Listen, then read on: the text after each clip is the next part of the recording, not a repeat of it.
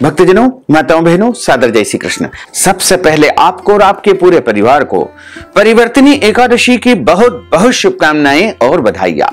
भगवान श्री लक्ष्मी नारायण जी का भरपूर आशीर्वाद सदैव बना रहे। आप सभी सुखी रहें, स्वस्थ रहें, व्यस्त रहें और मस्त रहें। निरंतर उन्नति तथा प्रगति को प्राप्त करते रहें। पूरे वर्ष में 24 एकादशी आती है, लेकिन जिस साल अधिक मास या पुरुषोत्तम मास आता है उस वर्ष 2 अधिक एकादशी यानी कुल मिलाकर के 26 एकादशी आती है। प्रत्येक महीने में 2 बार एकादशी आती है, एक कृष्ण पक्ष में, दूसरी शुक्ल पक्ष में। दोनों ही एकादशियां अपना अपना अलग अलग महत्व रखती है, लेकिन भक्तजनों को इन एकादशियों के बीच में भेद नहीं करना चाहिए। कई लोग कहते हैं कि कृष्ण पक्ष की एकादशी नहीं करना है। इस प्रकार की धारणा बिल्कुल गलत है। सभी एकादशियों का व्रत आपको धारण करना चाहिए। यदि आप पहली बार एकादशी का व्रत करने जा रहे हैं तो भी आप इस एकादशी से व्रत शुरू कर सकते हैं, और यदि आप बीच में एकादशी व्रत छोड़ चुके हैं तो भी आपको इस एकादशी का व्रत अवश्य करना चाहिए, क्योंकि हमारे धर्म ग्रंथों और पुराणों में एकादशी का जो व्रत है वह भगवान श्री लक्ष्मी नारायण जी का परम प्रिय व्रत बताया गया है। एकादशी का व्रत करने से मनुष्यों के कई जन्मों के पाप जड़ से नष्ट हो जाते हैं तथा उनके पुण्यों का उदय होता है। जब मनुष्य के जन्म जन्मांतर के पाप नष्ट हो जाते हैं तभी उन्हें सांसारिक एवं भौतिक सुखों की प्राप्ति होती है। जो भक्त एकादशी का व्रत करते हैं उनको दशमी से लेकर के द्वादशी तक कुछ महत्वपूर्ण नियमों का पालन अनिवार्य रूप से करना चाहिए। इस बार दशमी तिथि के सभी नियमों का पालन आपको 25 सितंबर 2023 सोमवार के दिन करना है। दशमी तिथि के दिन एक समय शुद्ध एवं सात्विक भोजन करें। दशमी के दिन चावल, लहसुन, प्याज, शहद, मांस, मदिरा, मसूर की दाल, कटहल की सब्जी का उपयोग भोजन में नहीं करना चाहिए। दशमी के दिन पराय अन्न अर्थात दूसरे के घर का भोजन आपको नहीं करना चाहिए। ब्रह्मचर्य व्रत का पालन करना है। एकादशी के दिन सुबह जल्दी उठ करके स्नान करके नित्य की पूजा अर्चना करके एकादशी व्रत का संकल्प आपको धारण करना चाहिए। पद्म पुराण के उत्तरखंड के अध्याय 64 में लिखा हुआ है कि एकादश्याम निराहार स्थित्वाहम परेहनि भोक्ष्यामि पुंडरीकाक्ष शरणम में भवाच्युत। हे कमल नयन, भगवान अच्युत, मैं एकादशी के दिन निराहार रह करके दूसरे दिन ही भोजन करूंगा। सूर्य भगवान को इस दिन जल अर्पण करे, माता पिता को प्रणाम करे, तुलसी जी का पूजन करे, गौ माता का पूजन अर्चन करे।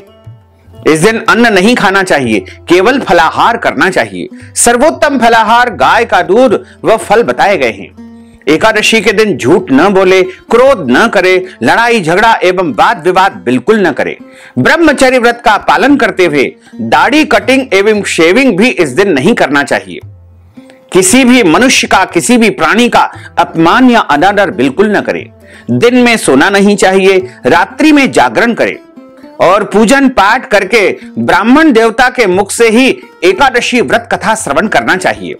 कथा सुनने के बाद ब्राह्मण देवता को यथाशक्ति दक्षिणा भी आपको प्रदान करना चाहिए, और शुभ मुहूर्त में अगले दिन ही एकादशी व्रत का आपको पारणा करना चाहिए। इस बार परिवर्तनी एकादशी का व्रत 26 सितंबर 2023 मंगलवार को रहेगा एवं इस व्रत का पारणा आपको 27 सितंबर 2023 की सुबह 6:32 से लेकर के 8:32 के बीच में कर लेना चाहिए। एकादशी व्रत के विषय में कुछ महत्वपूर्ण शास्त्रोक्त निर्णय एवं नियम बताए गए हैं। विष्णु पंचक के नियम के अंतर्गत सभी वैष्णवों को यह नियम अवश्य पालन करना चाहिए। एकादशी 2 प्रकार की होती है। पहला प्रकार संपूर्णा, दूसरा विद्धा। संपूर्णा का मतलब होता है जिस तिथि में केवल एकादशी ही होती है, अन्य किसी तिथि का उसमें मिश्रण नहीं होता है, उसे संपूर्णा एकादशी कहते हैं। विद्या एकादशी पुनः 2 प्रकार की होती है। एक होती है पूर्व विद्या, दूसरा होती है पराविद्या। पूर्व विद्या का अर्थ होता है दशमी मिश्रित एकादशी को पूर्व विद्या एकादशी कहते हैं। इस बार 25 सितंबर को पूर्व विद्या एकादशी है। यदि एकादशी के दिन अरुणोदय काल में यानी सूर्य उदय से पहले सूरज निकलने से 1 घंटा 36 मिनट का समय में यदि दशमी का नाम मात्र भी अंश रह गया है तो ऐसी एकादशी पूर्वविद्या दोष से दोष युक्त होने के कारण वर्जनीय है। तो इस बार 25 सितंबर को जो एकादशी है वो वर्जित रहेगी, इसलिए इस दिन आपको व्रत नहीं रखना है। यह एकादशी दैत्यों का बल बढ़ाने वाली है और पुण्यों का नाश करने वाली एकादशी बताई गई है। पद्म पुराण में बताया हुआ है कि वासरम दशमी विधम दैत्यानाम पुष्टिवर्धनम मदीयम नास्ति संदेह सत्यम सत्यम पितामह। दशमी मिश्रित एकादशी दैत्यों के बल को बढ़ाने वाली है, इसमें किसी भी प्रकार का कोई संदेह नहीं है। पराविद्या का अर्थ होता है द्वादशी मिश्रित एकादशी को पराविद्या एकादशी कहते हैं। पद्म पुराण में लिखा हुआ है कि द्वादशी मिश्रिता ग्राह्यम सर्वत्र एकादशी तिथि ही, अर्थात द्वादशी मिश्रित एकादशी सर्वदा ही ग्रहण करने योग्य है। इसलिए भक्तों को पराविद्या एकादशी ही हमेशा रखनी चाहिए। ऐसी एकादशी का पालन करने से भक्ति में वृद्धि होती है। दशमी मिश्रित एकादशी से पुण्य क्षय होते हैं। एकादशी व्रत के विषय में पद्म पुराण में एक प्रसंग आता है कि जब भगवान वराह और हिरण्याक्ष का युद्ध हो रहा था, तब भगवान नारायण के बार बार कोशिश करने पर भी हिरण्याक्ष दैत्य का वध नहीं हो पा रहा था। तब भगवान ब्रह्मा जी ने भगवान नारायण से पूछा कि प्रभु, यह असुर तो आपकी दृष्टि मात्र से मृत्यु को प्राप्त हो जाना चाहिए, लेकिन ऐसा क्यों नहीं हो रहा है? आप इसे क्यों नहीं मार पा रहे हैं? तब भगवान बोले कि ब्रह्मा जी, शुक्राचार्य की माया से मोहित होने से कुछ विद्वान ब्राह्मण जन दशमी युक्ता एकादशी का व्रत कर रहे हैं और भक्तों से भी करवा रहे हैं, क्योंकि दशमी के दिन दैत्यों की उत्पत्ति हुई थी और एकादशी के दिन देवताओं की उत्पत्ति हुई थी। इसलिए दशमी को व्रत करने से दैत्यों का बल बढ़ता है और एकादशी का व्रत करने से देवताओं का बल बढ़ता है। ब्राह्मणों के दशमी विद्या एकादशी का व्रत करने से दैत्य का बल बढ़ रहा है, इस राक्षस का बल बढ़ रहा है, इसलिए यह मृत्यु को प्राप्त नहीं हो पा रहा है। जो मनुष्य दशमी युक्त एकादशी का व्रत करता है उसके अंदर आसुरी शक्ति बढ़ती है। कलयुग में सब लोग मोहित होकर के दशमी विद्या एकादशी का व्रत करेंगे, इसलिए दुनिया में देश में अशांति बनी रहेगी, कलह बना रहेगा।